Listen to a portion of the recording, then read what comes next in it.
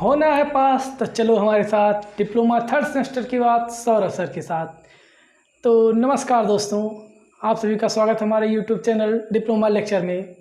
तो इसके पहले की वीडियो में हम पढ़ चुके हैं सिंपल स्ट्रेस और स्ट्रेन के चैप्टर में, जिसमें हम स्ट्रेस के बारे में जान चुके हैं। स्ट्रेस क्या होता है, कितने प्रकार से स्ट्रेस लगता है किसी पदार्थ पर, और स्ट्रेन क्या होता है इसके बारे में जान चुके हैं।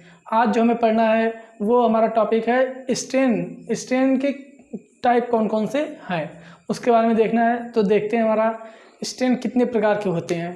ठीक है, तो देखते हैं।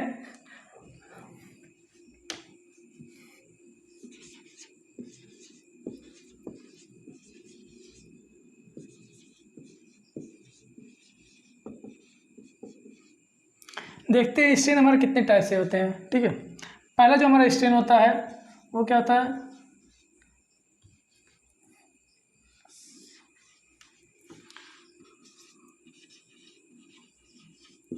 Longitudinal strain.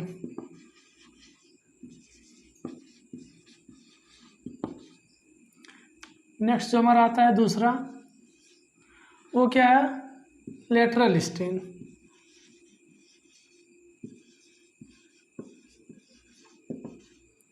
नेक्स्ट जो हमारा आता है वो है शियर स्ट्रेन।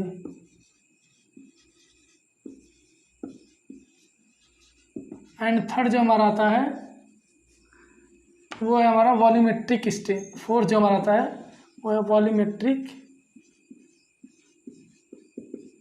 स्ट्रेन। ये हमारे चार टाइप्स के क्या होते हैं, स्ट्रेन होते हैं। ठीक है, लॉन्गिट्यूडिनल स्ट्रेन मतलब क्या होता है हमारा,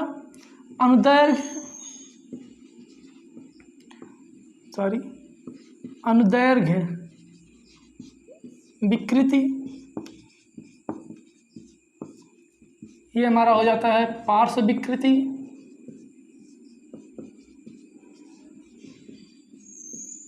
ये हमारा हो जाता है कर्तन विकृति।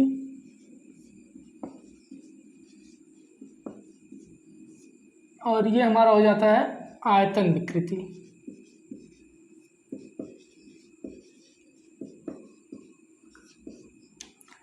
अब हम देखते हैं एक एक करके कि हमारा लॉन्गिट्यूडिनल स्ट्रेन होता क्या है, लेटरल स्ट्रेन क्या होता है, शियर स्ट्रेन क्या होता है, और last one is volumetric strain क्या होता है। ठीक है, तो पहला हम देखते हैं इसमें हमारा लॉन्गिट्यूडिनल स्ट्रेन।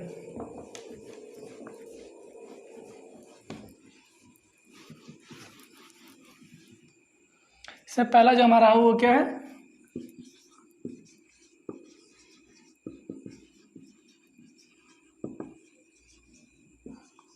लॉन्गिट्यूडिनल स्ट्रेन मतलब कि अनुदैर्घ्य विकृति। अनुदैर्घ्य विकृति क्या होता है कि किसी छड़ या वस्तु, कोई हमारा जैसे छड़ हो गया, मान लेते हैं कि ये हमारा कोई क्या हो गया, बार हो गया। ठीक है, इस एंड को क्या करते हैं हम फिक्स कर देते हैं। जब इस एंड को हम फिक्स कर देते हैं और क्या करते हैं, इस एंड पर हम फोर्स लगा, कोई पी फोर्स लगा कर इसको क्या करते हैं, खींचते हैं। टेंसाइल नेचर का इस पर कोई फोर्स लगाते हैं। ये जो हमारा फोर्स है ये क्या, कौन सा नेचर का है, टेंसाइल नेचर। तो जब क्या करेंगे, इसको हम खींचेंगे टेंसाइल फोर्स लगाकर, तो क्या होगा, इसकी जो लंबाई है, ठीक है, लंबाई क्या होगी, कुछ हमारी बढ़ जाएगी। इलास्टिक लिमिट जो होती है उस इलास्टिक लिमिट तक क्या होगी, इसकी लंबाई बढ़ जाएगी। मान लेते हैं इसकी कोई लंबाई पहले रही होगी एल इनिशियल मतलब कि एल नॉट, और दूसरी जो हमारी लंबाई है एल फाइनल। ठीक है, ये हमारी दूसरी लंबाई क्या होगी, एल फाइनल। ये हमारी हो गई पहली लंबाई एल नॉट, और दूसरी लंबाई जो हमारी हो गई एल फाइनल एल एफ। ठीक है, अब इसमें जो एक परिवर्तन आ रहा है, ठीक है,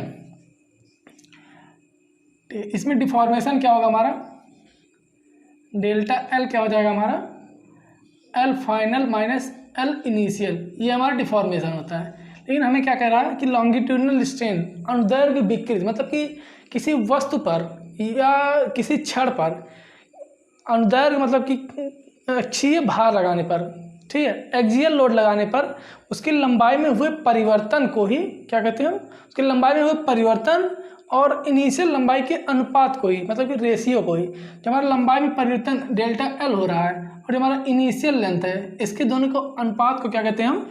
लॉन्गिट्यूडनल स्ट्रेन कहते हैं। लॉन्गिट्यूडनल स्ट्रेन को देखते हैं हम किससे डिनोट करते हैं? एप्सिलॉन एक्स से डिनोट करते हैं इसको।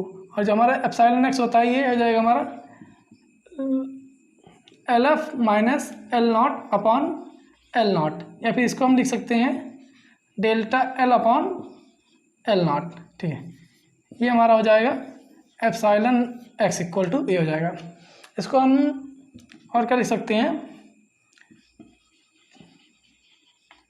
चेंज इन लेंथ, या फिर लिख सकते हैं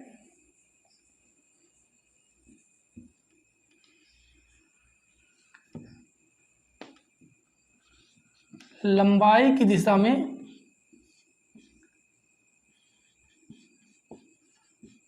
में परिवर्तन अपॉन में क्या लिख सकते हैं? प्रारंभिक लंबाई। प्रारंभिक लंबाई ये क्या होता है हमारा? लॉन्गिट्यूडनल स्ट्रेन होता है, मतलब कि अनुदैर्घ्य विकृति, ये हमारा होता है। इसकी कोई यूनिट नहीं होती। यूनिट क्यों नहीं होती? क्योंकि जो हमारा है फार्मूला वो है epsilon x equal to delta L upon L. ठीक है, एल जो लेंथ होती है उसकी यूनिट क्या होती है? Metre, centimetre, kilometre. और ये नीचे भी लेंथ हमारा, ये भी मीटर, किलोमीटर, सेंटीमीटर से, तो ये कैंसिल आउट होकर क्या हो जाता है? 0। इसलिए यूनिट लेस क्वांटिटी कही जाती है।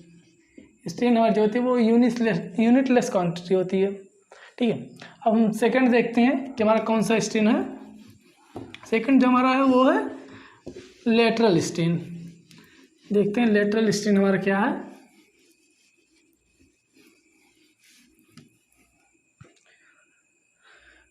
Next one is lateral strain. ठीक है, इसको हिंदी में क्या बोलते हैं? पार्श्व विकृति।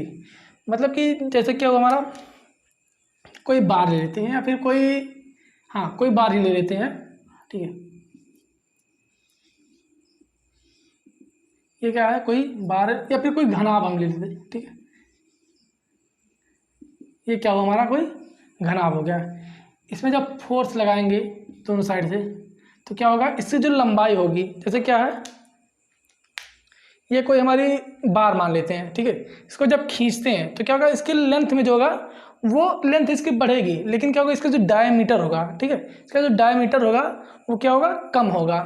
तो जो पार्श्व लंबाई हमारी क्या होती है, पहले देख लेते हैं पार्श्व लंबाई होती क्या। ठीक है, लेटरल लेंथ क्या होता है? लेटरल साइड, लेटरल भुजा, जो कि हमारी कोई जैसे ऑब्जेक्ट की जो छोटी भुजा होती है उसी को हम पार्श्व भुजा कहते हैं, मतलब कि पार्श्व भुजा कहते हैं या फिर लेटरल साइड बोलते हैं। तो जो हमारी छोटी भुजा में जो परिवर्तन होता है उसको हम क्या बोलते हैं? लेटरल स्ट्रेन बोलते हैं। ठीक है, लेटरल स्ट्रेन हमारा क्या होता है? लेटरल स्ट्रेन को हम ED से डिनोट करते हैं। ED से डिनोट करते हैं। ED हमारा क्या हो जाता है? डेल्टा D अपॉन D हो जाता है। ये क्या हमारा लेटरल स्ट्रेन है। जैसे मान लेते हैं ये क्या हो, कोई बार है, इसको फोर्स लगा के जब हम खींचेंगे तो क्या होगा? इसकी लंबाई में तो लंबाई बढ़ेगी, लेकिन क्या है, इसकी जो डायामीटर है, ये जो डायामीटर है इसको DF बोल देते हैं हम, और इसको हम क्या बोल देते हैं? D not.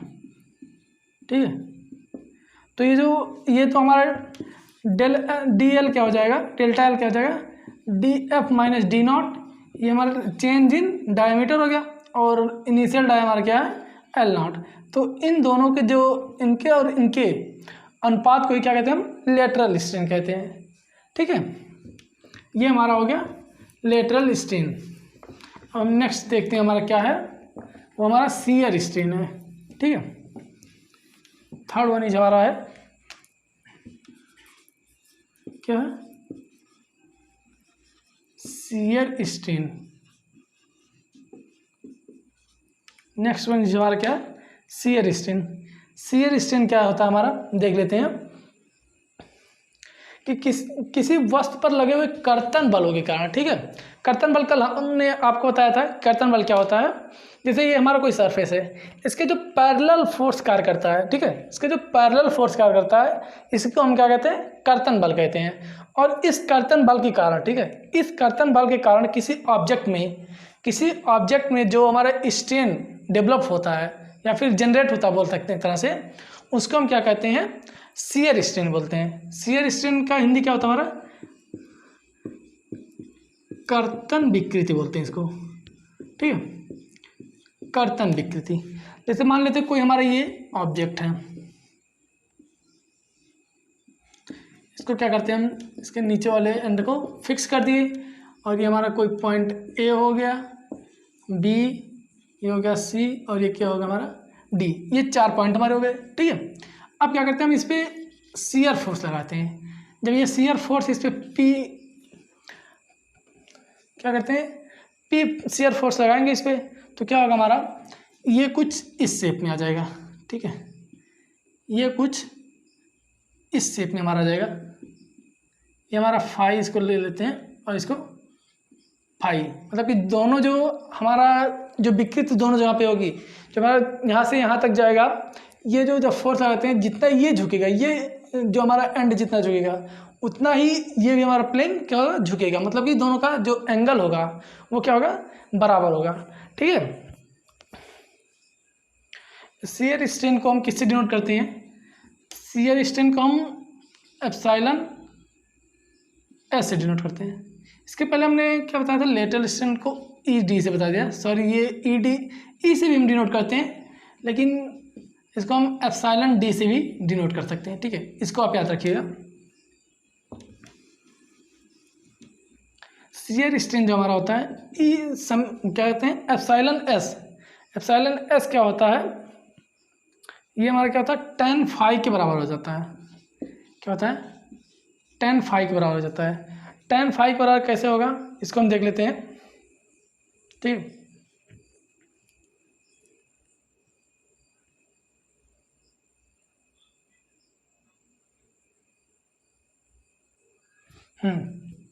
ये जो हमारा ट्रायंगल बन रहा है, इसको ए डैश नाम देते हैं, इसको सी डैश नाम देते हैं। तो हम समानुपातिकता नियम का पहले ही पढ़ चुके हैं, 9-10 में हमने समानुपातिकता नियम मैथ में पढ़ा था। तो वहाँ से क्या होता है, इन दोनों ट्रायंगल को क्या कहते हैं, इन दोनों ट्रायंगल में देखते हैं क्या क्या क्या हमारा होगा। ये जो फाई हमारा होगा, ठीक है, ये सी डैश, ठीक है, सी डैश अपन हमारा हो जाएगा सी डी, और ये क्या हो जाएगा, equal to A dash, A dash upon equal to हमारा हो जाएगा अपन ए बी, ठीक है। इतना हमारा हो जाएगा। अब tan फाई, अब यहाँ पे देख लेते हैं, ये हमारा क्या बन रहा है, ये संपूर्ण त्रिभुज कुछ ऐसे बन रहा है, ठीक है। इसको हम, ये हमारा 90 एंगल बन रहा है, ठीक है, और ये हमारा क्या बन रहा है, फाई बन रहा है, ठीक, ये 90, और ये हमारी भुजा जो हो जाएगी, ये डी हो जाएगा, और ये सी हो जाएगा, सी डैश हो जाएगा, और ये सी हो जाएगा। तो इसमें क्या देखते हैं हम, tan फाई, ठीक है। tan फाई हमारा क्या होता है, tan क्या होता है, लंब बटे आधार, ठीक है। लंब हमारा क्या हो गया, ये हमारा हो गया, लंब हमारा हो गया सी डी, लंब बटे आधार सी डैश, ठीक है। तो सी डैश लिख सकते हैं, लेकिन लंब बटे आधार होता है। जब हमारा ये थीटा यहाँ पे होता है तब ये हमारा ये इक्वेशन होता है, और जब ये थीटा हमारे यहाँ पे आ जाता है तो इसी का अपोजिट हो जाता है, सी डैश अपन सी डी हो जाता है। तो इसको हम क्या लिख सकते हैं, tan phi equal to C dash upon C D, और equal to A dash upon लिख सकते हैं हम ए बी, ठीक है। इतना हम लिख सकते हैं। तो यहाँ से हमारा क्या हो जाएगा, epsilon S equal to tan phi ही हो जाएगा, क्योंकि हमारा क्या, फाई का मान बहुत छोटा होता है, ठीक है। जो हमारा ये फाई का मान है यहाँ पे बहुत छोटा, इसलिए क्या कर देते हैं हम, tan फाई को क्या कर देते हैं हम, फाई के इक्वल कर देते हैं। tan फाई को फाई के जब इक्वल कर देंगे, ठीक है, तो हमारा क्या आ जाएगा, यहाँ से देखते हैं हम, epsilon S equal to phi हो जाएगा। मतलब कि क्या करते हैं हम, शियर स्ट्रेन, जो शियर हमारा स्ट्रेन है, इसको हम फाई से भी डिनोट करते हैं। अब देख लेते हैं इसका फार्मूला क्या होता है। ठीक है, इसका फार्मूला देख लेते हैं। जैसे कोई वस्तु है, ठीक है, किसी वस्तु पर कर्तन फोर्स कार्य कर रहा है। ठीक है, ये हमारा ऑब्जेक्ट हो गया, इस पर कर्तन फोर्स कार्य कर रहा है। तो इसमें उत्पन्न जो कर्तन प्रतिबल, मान लेते हैं कोई कर्तन प्रतिबल क्यों उत्पन्न हो रहा है। ठीक है, क्यों क्या हो रहा है हमारा कर्तन प्रतिबल, यहाँ हम लिख देते हैं, सॉरी, शियर स्ट्रेस जो हमारा उत्पन्न हो रहा है वो क्यों उत्पन्न हो रहा है, और जो हमारा है इसमें पदार्थ के कर्तन मापांक, ठीक है, मॉडुलस ऑफ रिजिडिटी कह देते हैं इसको। अभी हम पढ़ेंगे क्या होता है modulus of rigidity, modulus of rigidity, ठीक है जी। इन दोनों के अनुपात को ही हम क्या कहते हैं, कर्तन विकृति कहते हैं। इन दोनों के अनुपात को ही कर्तन विकृति कहते हैं। तो हमारा फार्मूला क्या बन जाएगा, कर्तन विकृति equal to epsilon S equal to epsilon S, या फिर फाई लिख सकते हैं, या फाई इक्वल टू क्या हमारा जाएगा, क्यू अपॉन कैपिटल जी। क्यों हमारा क्या हो गया, शियर स्ट्रेस हो जाएगा, ये हमारा शियर स्ट्रेस हो जाएगा। ठीक है, और ये हमारा हो जाएगा modulus of rigidity, modulus of rigidity. ठीक है, ये हमारा क्या होता है, फार्मूला होता है। ठीक, तो इसको आप याद रखिएगा। एग्जाम में अधिकतर आ जाता है कि स्ट्रेन क्या होते हैं, स्ट्रेन कितने प्रकार के होते हैं, उनके बारे में वर्णन कीजिए। तो ये सब वहाँ पे काम आएगा, इसलिए आप इसको याद रखिएगा कि कौन कौन से क्या क्या होते हैं, किससे किसको डिनोट करते हैं, और फार्मूला किसका क्या होता है। यूनिट जरूर याद रखिएगा कि स्ट्रेन की जो होती है यूनिट नहीं होती, ये एक यूनिट लेस क्वांटिटी कह देती है। ठीक है, नेक्स्ट हमारा जो देख लेते हैं, फोर्थ वन इज हमारा लास्ट क्या है, वॉल्यूमेट्रिक स्ट्रेन। ठीक है, फोर्थ वन इज हमारा है वॉल्यूमेट्रिक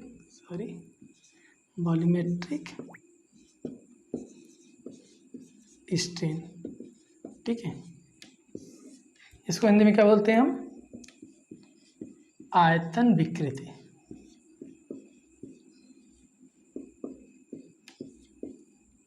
ठीक है, ये क्या है हमारा आयतन विकृति। हम देखते हैं हमारा आयतन विकृति क्या है। ठीक है, आयतन विकृति देख लेते हैं हम। किसी वस्तु पर लगे बल, ठीक है, किसी वस्तु पर लगे बल के कारण उसके आयतन में परिवर्तन था प्रारंभिक आयतन के अनुपात को। ठीक है, ये हमारा क्या है, कोई घन हो गया। ठीक है,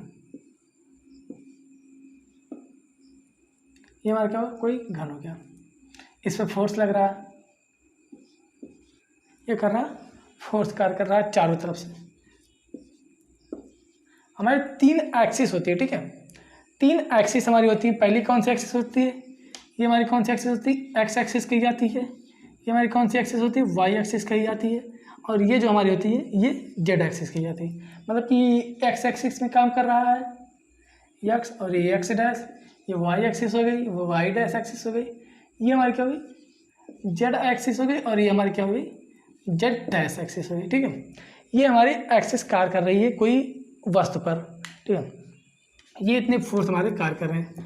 तो इसमें जो परिवर्तन आएगा, किस में परिवर्तन आएगा, इसके आयतन में।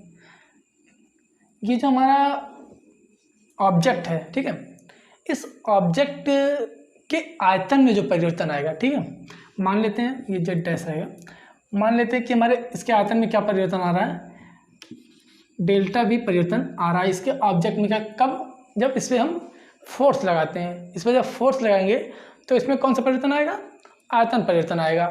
और इसके जो प्रारंभिक वॉल्यूम जो है इसका, और मतलब कि ओरिजिनल वॉल्यूम क्या है, वी है, और ये जो चेंज इन वॉल्यूम हमारा है वो क्या है, डेल्टा वी। इन दोनों की ही अनुपात को, ठीक है, इन दोनों के अनुपात को ही क्या कहते हैं हम, वॉल्यूमेट्रिक स्ट्रेन कहते हैं। इसको एप्सिलॉन वी से डिनोट करते हैं। ठीक है, ये हमारा हो गया वॉल्यूमेट्रिक स्ट्रेन। तो ये हमारा टाइप ऑफ स्ट्रेन जो टॉपिक था वो ख़त्म हुआ। हम देखते हैं नेक्स्ट टॉपिक हमारा क्या है। हम आपको बीटी यूपी बोर्ड के सिलेबस के अनुसार ही पढ़ा रहे हैं। सिलेबस से बाहर की चीज़ों को हम नहीं पढ़ा रहे हैं, क्योंकि वो हमारे सिलेबस में नहीं है और एग्ज़ाम में आने की संभावना जो है वो बहुत कम ही रहती है, इसलिए हम क्या करते हैं, उसको नहीं पढ़ा रहे हैं। नेक्स्ट जो हमारा टॉपिक है वो है पॉइजन रेशियो। ये बहुत ही इंपॉर्टेंट टॉपिक है एग्ज़ाम के पॉइंट ऑफ व्यू से। देख लेते हैं ये हमारा पॉइजन रेशियो होता क्या है। ठीक है, इसको हिंदी में कहते हैं पॉइजन अनुपात, पॉइजन अनुपात। ठीक है, ये हमारा होता है पॉइजन अनुपात, ये पॉइजन रहता है हिंदी में भी।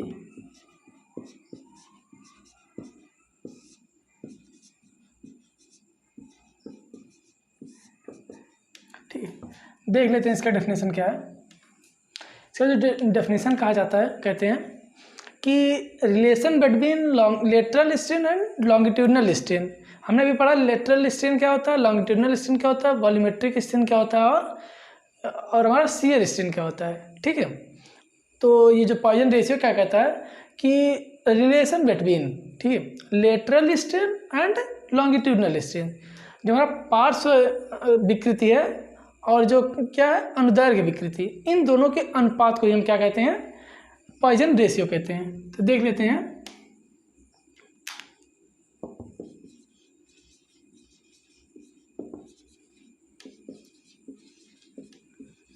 रिलेशन बिटवीन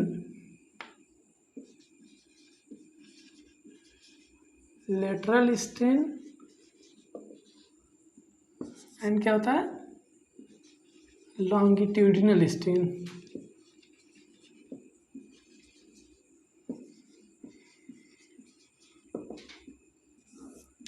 ये हमारा क्या कहा जाता है, पॉइजन रेशियो। अभी हमने क्या पढ़ा, लेटरल स्ट्रेन को क्या पढ़ा, किसे डिनोट करते हैं, लेटरल स्ट्रेन को वो हम डिनोट करते हैं फाइव नहीं, ई मतलब ये एप्सिलॉन डी से किसको डिनोट करते हैं हम, लेटरल स्ट्रेन को। ये हमारा क्या होता है, डेल्टा डी अपॉन डी। ये हमारा हो गया लेटरल स्ट्रेन। और जो हमारा लॉन्गिट्यूडनल स्ट्रेन को हमने पढ़ा एप्सिलॉन एक्स से, इसको डेल्टा एल अपॉन एल से डिनोट करते हैं। ठीक है, तो हमारा क्या है, lateral strain and longitudinal strain. देख लेते हैं पॉइजन रेशियो, या फिर इसको हम क्या कह सकते हैं, एक तरह से देख लेते हैं क्या है।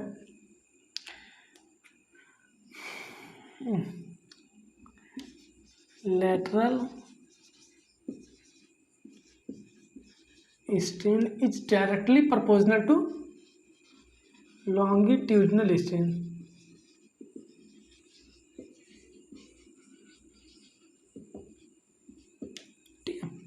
लेटरल स्ट्रेन को हमने किससे डिनोट किया था, डेल्टा डी अपॉन डी से। और लॉन्गिट्यूडनल स्ट्रेन को, इसको हम डिनोट कर देते हैं एप्सिलॉन से, या फिर एप्सिलॉन एक्स लिख लीजिए। आपकी बुक में जो दिया है उसी से हम डिनोट करते हैं। आपकी बुक में क्या है, ई से डिनोट करता है स्ट्रेन को हमारा, ई से। आपकी बुक में हमने क्या पढ़ाया आपको कि जो स्ट्रेन हमारा होता है उसको हम किससे डिनोट करते हैं, एप्सिलॉन से या फिर ई से। ठीक है, तो आपकी बुक में जो दिया है वो ई दिया है, इसलिए हम यहाँ पर ई ही लेकर चलेंगे। ठीक है, जिससे कि आपको पढ़ने में भी आसानी रहेगी और समझने में भी आसानी रहेगी। अगर आप बुक से भी पढ़ते हैं तो भी आपको आसान वे में समझ में आ जाएगा, और अगर आप वीडियो से पढ़ते हैं तो भी आपको आसान वे में समझ में आ जाएगा। तो देखते हैं हमारा पॉइजन रेशियो। जब ये हमारा क्या होता है, डायरेक्टली प्रोपोर्शनल, जब ये प्रोपोर्शनल हमारा हटता है तो एक कांस्टेंट आता है। ठीक है, जब ये प्रोपोर्शनल हमारा यहाँ से हटेगा तो कौन सा कांस्टेंट आएगा, delta D upon D equal to 1 upon M into E. ये हमारा कांस्टेंट होता है। ठीक है, इसी कांस्टेंट को हम क्या कहते हैं, एम को, एम इक्वल टू क्या होता है, हमारा पॉइजन रेशियो, पॉइजन रेशियो कहा जाता है इसी को। ठीक है, इसी को हम कहते हैं पॉइजन रेशियो। ठीक, सॉरी 1/m को पॉइसन रेशियो कहते हैं, और जो हमारा m होता है इसको हम पॉइसन कांस्टेंट कहते हैं। ठीक है, ये हमारा पॉइसन कांस्टेंट कहलाता है। ये हमारा हो गया पॉइसन रेशियो। अब देख लेते हैं कि ये जो हमारा पॉइसन रेशियो 1/m का जो वैल्यू होती है, 1/m की जो वैल्यू होती है ये क्या होता है 1/4।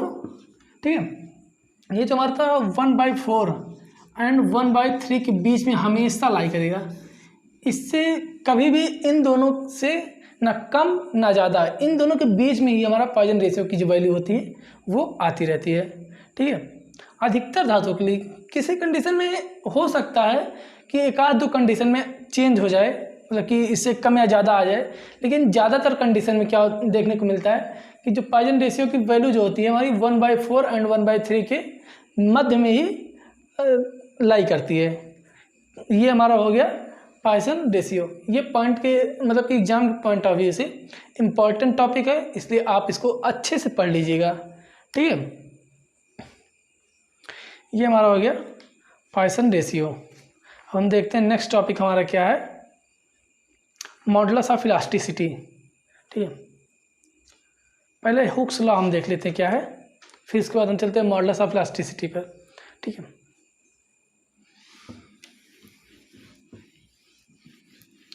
जो हुक्स साहब थे उन्होंने एक लॉ दिया था जिसको हम हुक्स लॉ के नाम से जानते हैं। हुक्स लॉ में केवल हुक्स साहब का ही योगदान नहीं रहा, उनमें हमारा जो क्या कहते हैं जो यंग साहब थे उनका भी बहुत बड़ा योगदान रहा है, इसलिए इसको हम क्या कहते हैं मॉडुलस ऑफ इलास्टिसिटी भी कहते हैं। जो हुक्स कांस्टेंट हमारा आता है इसको हम क्या कहते हैं मॉडुलस ऑफ इलास्टिसिटी या फिर यंग मॉडुलस भी कहते हैं। देखते हैं हमारा हुक्स साहब ने क्या बताया था हमको कि क्या होता है। ठीक है, इसको आप इम्पॉर्टेंट कर लीजिएगा। ये जो टॉपिक है पॉइसन रेशियो और हुक्स लॉ, ये आपके अगर आप कोई कॉम्पिटिटिव तैयारी कर रहे हैं उसके पॉइंट ऑफ व्यू से बहुत ही इंपॉर्टेंट टॉपिक होता है। ये हमारा हुक्स लॉ हो गया, पॉइसन रेशियो हो गया, स्ट्रेस स्ट्रेन, जो हमारा पूरा चैप्टर ही है वो पूरा हमारा किसी भी एग्ज़ाम, कोई भी एग्ज़ाम हो, आप SSC JEE कर लीजिए, अदर टेक्निकल जो एग्ज़ाम होते हैं उसके लिए हमारा ये सब बहुत ही इम्पॉर्टेंट है। तो देख लेते हैं हमारा हुक्स लॉ क्या होता है। ये जो लॉ हमें दिया था उनका नाम क्या था, रॉबर्ट हुक। ठीक, रॉबर्ट हुक साहब जो थे,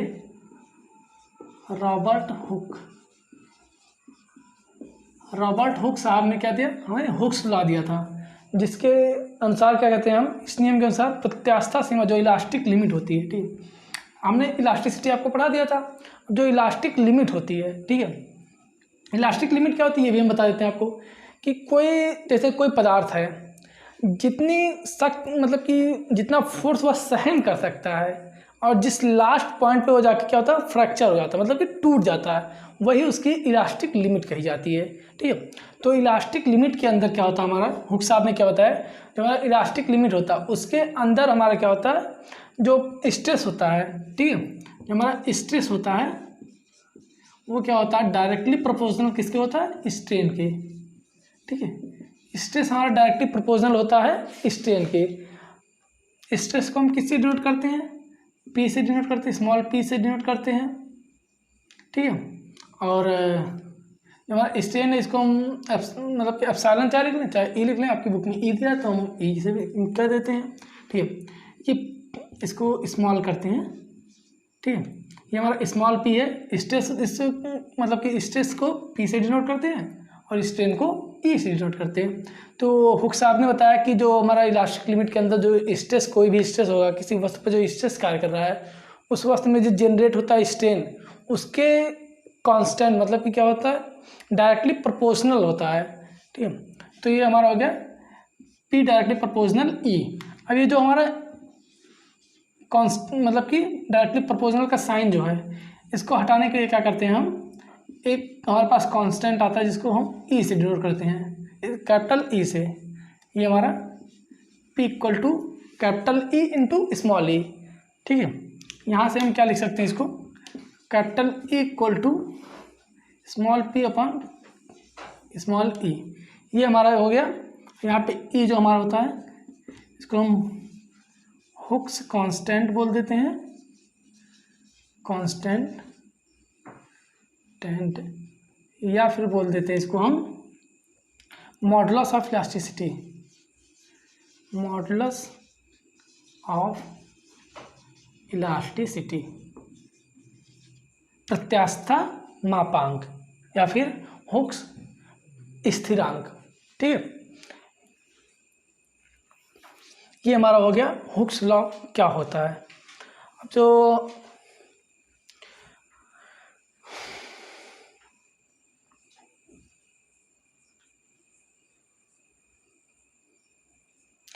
ये हमारा हुक्स लॉ हो गया। अब हम देखते हैं हमारा कांस्टेंट क्या क्या, मतलब कि जो हमारे स्थिरांक होते हैं, हुक स्थिरांक कहते हैं जिसको। हुक्स कांस्टेंट कौन कौन से होते हैं? हुक्स कांस्टेंट, पहला जो हमारा हुक्स कांस्टेंट में पहला जो आता है वो हमारा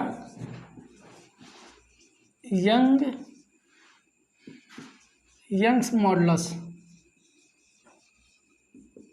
ठीक है, मॉडुलस, सॉरी, ये हमारा यंग्स मॉडुलस, हिंदी में क्या बोलते हैं? यंग मापांक।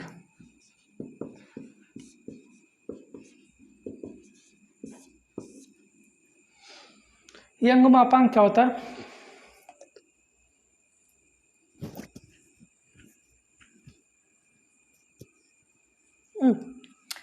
कोई हमारा ऑब्जेक्ट है,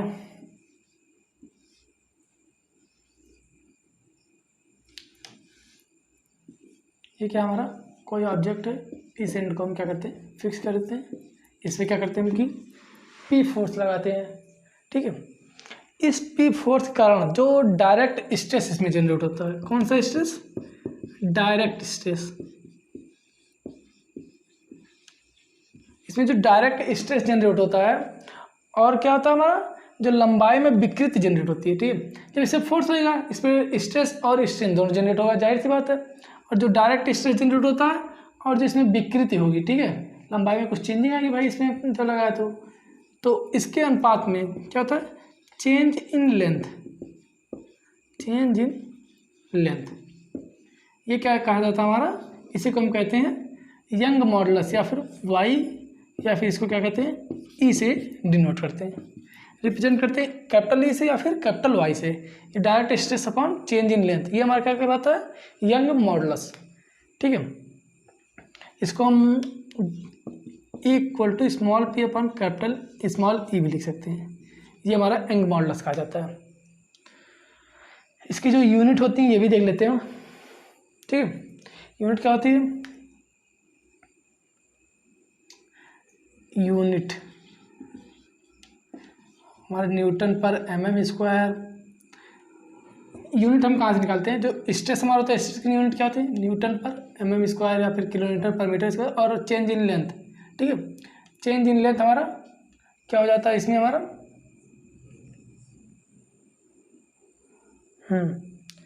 चेंज इन लेंथ नहीं, सॉरी, चेंज इन लेंथ ना हो के ये यहाँ पे जो विकृति हमारी लंबाई में जो विकृति जनरेट होती है, ठीक है, एक होगा स्ट्रेन, लंबाई में जो विकृति होती है उसके अनुपात को कहते हैं, क्या कहते हैं? यंग मॉडुलस कहते हैं। स्ट्रेस की हमारी यूनिट कहते हैं न्यूटन पर मीटर mm स्क्वायर या फिर किलोन्यूटन पर मीटर स्क्वायर। और स्ट्रेन की हमारी कोई यूनिट नहीं होती, ये यूनिट लेस है, क्वांटिटी है, इसलिए हमारी ई या फिर यंग मॉडुलस की यूनिट भी क्या हो जाएगी हमारी? न्यूटन पर mm स्क्वायर पर किलोमीटर पर मीटर स्क्वायर, या फिर मेगा पास्कल भी बोल सकते हैं, गीगा पास्कल, ये होता है हमारा। ठीक है, नेक्स्ट जो हमारा कांस्टेंट आता है, हुक्स कांस्टेंट, वो क्या है हमारा देख लेते हैं। ठीक है, दूसरा जो हमारा था वो है मॉडुलस ऑफ रिजिडिटी या शियर मॉडुलस। सेकंड जो हमारा आता है मॉडुलस ऑफ रिजिडिटी, और बोल देते हैं इसको शियर मॉडुलस। ठीक है, मतलब हिंदी में क्या बोलते हैं इसको? कर्तन मापांक या फिर दृढ़ता मापांक बोल देते हैं इसको। जो कर्तन प्रतिपल किसी कोई हमारा ऑब्जेक्ट है, ऑब्जेक्ट है, ये एंड हमारा फिक्स हो गया, ठीक है। इसमें जो कर्तन प्रतिबल और कर्तन विकृति जो जनरेट होगा, जब कर्तन प्रतिबल जाहिर सी बात है कोई ऑब्जेक्ट है उस पर क्या होता है, फोर्स लगाने से शियर स्ट्रेस जनरेट होगा और उस शियर स्ट्रेस के कारण हमारा उसमें शियर स्ट्रेन जनरेट होता है। इन दोनों के जो रेशियो, इन दोनों का जो अनुपात होता है उसी को हम क्या बोलते हैं, शियर मॉडुलस बोल देते हैं। शियर मॉडुलस को हम किससे डिनोट करते हैं, कैपिटल जी से। Capital G equal to shear stress upon क्या हो जाता है हमारा, shear strain.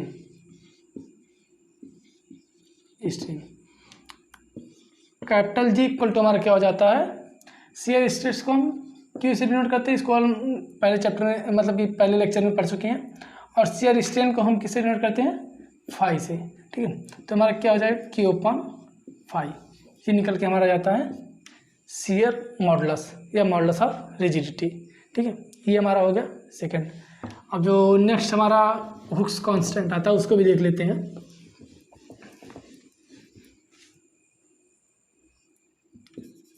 Third one is हमारा कौन सा आता है, आयतन मापांक।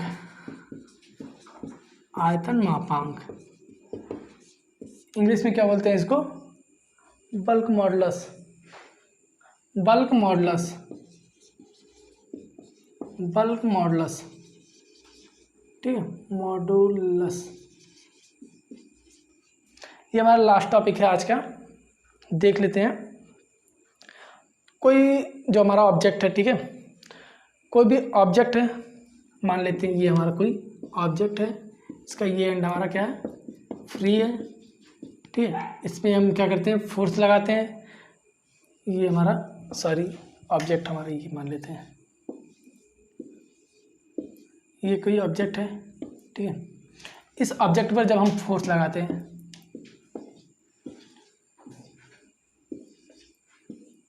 ठीक है, इस पर जब हम फोर्स लगाते हैं पी, ठीक है, ये पी जब हम फोर्स लगाएंगे इस पर तो क्या होगा, इसमें जो डायरेक्ट, ठीक है, डायरेक्ट स्ट्रेस जो जनरेट होता है, डायरेक्ट स्ट्रेस अपॉन में क्या होता है, वॉल्यूमेट्रिक स्ट्रेन जो हमारा होता है, मतलब सीधे प्रतिबल, डायरेक्ट इसका हम डेफिनेशन के लिख सकते हैं, सीधे प्रतिबल और आयतन विकृति के अनुपात को क्या बोलते हैं हम, बल्क मॉडुलस बोल सकते हैं। Direct stress upon volumetric strain, ठीक है। ये हमारा हो जाता है क्या, आयतन मापांक। आयतन मापांक को हम किससे डिनोट करते हैं, कैपिटल के से डिनोट करते हैं आयतन मापांक को, ठीक है। ये हमारा तीनों क्या हो गया, हुक्स कांस्टेंट तीन हो गए। देख लेते हैं कौन कौन सा कांस्टेंट हमने पढ़ा।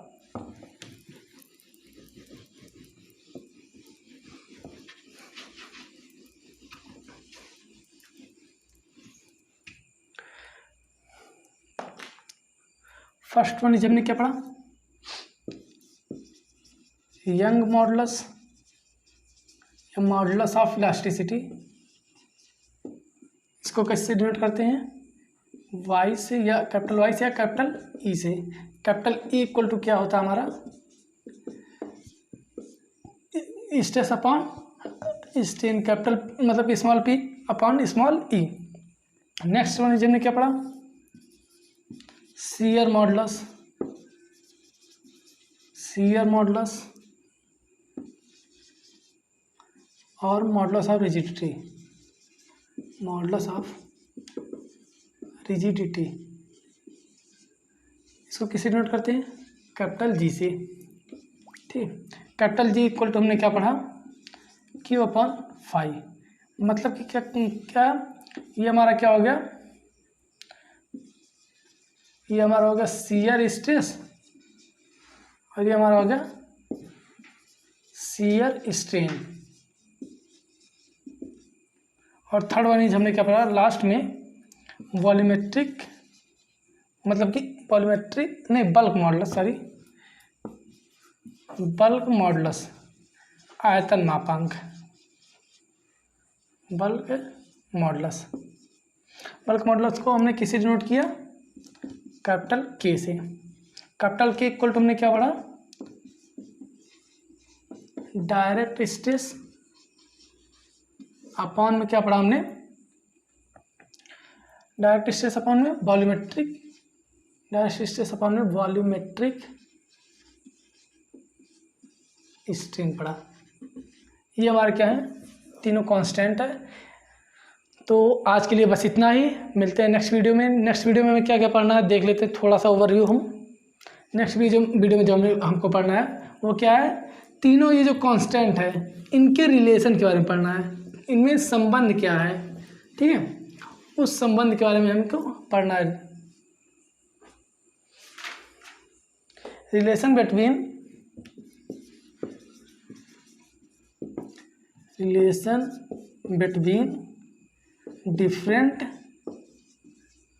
Different elastic constant.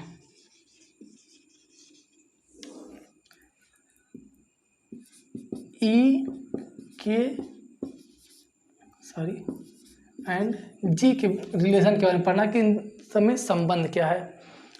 तो मिलते हैं नेक्स्ट वीडियो में, तब तक के लिए धन्यवाद। जय हिंद, जय भारत।